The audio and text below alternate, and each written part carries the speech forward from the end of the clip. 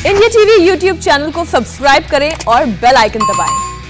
अब महाराष्ट्र में ठाणे के उल्हासनगर से आ रही है ब्रेकिंग न्यूज। उल्हासनगर में बिल्डिंग का एक हिस्सा गिरने के कारण 7 लोगों की मौत हो गई, जबकि एक शख्स जख्मी है।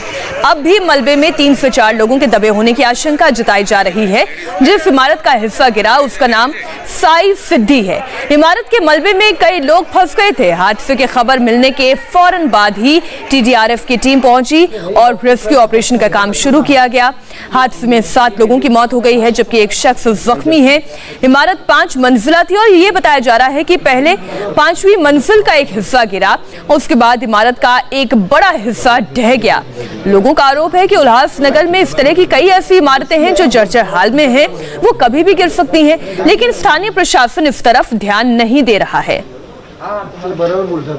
मुंबई से नम्रता दुबे हमारे साथ जुड़ी हुई हैं।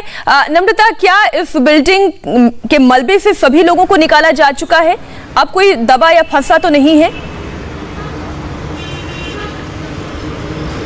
जी मीनाक्षी, बताया जा रहा है कि राहत बचाव कार्य वो पूरी तरह से पूरा हो गया है, लेकिन चौंकाने वाली बात यह है कि कल रात जो उल्हासनगर में घटना हुई उसके ठीक महज 4-5 दिन पहले एक और घटना हुई थी जिसमें 5 लोगों ने ऐसे ही अपनी जान गंवाई थी। और इस इमारत की अगर मैं बात करूं तो जिसका सैलाब 5वीं मंजिल से ग्राउंड फ्लोर पर गिरा है। इसमें चौंकाने वाली बात यह है कि जो चारों तरफ जो दीवार है इमारत की वो वैसी की वैसी है, अंदर का जो स्लैब है वो पूरी तरह से गिरा है, जबकि जो म्युनिसिपल अथॉरिटी है उन्होंने स्लैब को एक बार तोड़ा था क्योंकि इमारत जर्जर हो गई थी। बिल्डर से कहा था कि इस इमारत में ना रहें, लेकिन बावजूद इसमें लोग रहे थे और जो म्युनिसिपल अथॉरिटी है उन्होंने किसी तरह का एक्शन नहीं लिया था, जिसके बाद कल रात ये हादसा हुआ जिसमें 7 लोगों ने अपनी जान गंवाई है और कई लोग जख्मी हैं।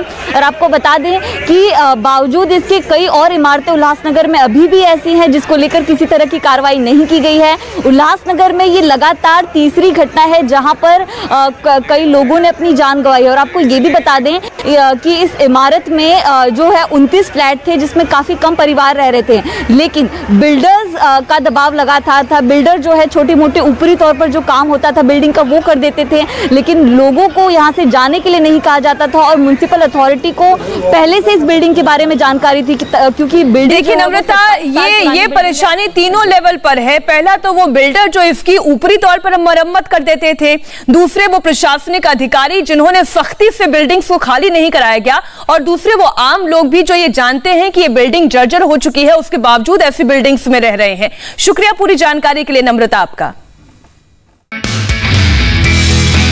नमस्ते, मैं हूं मीनाक्षी जोशी। वीडियो और खबरों से अपडेट रहने के लिए India TV YouTube channel subscribe करें, बेल आइकन दबाना ना भूलें। जुड़े रहें इंडिया टीवी के साथ।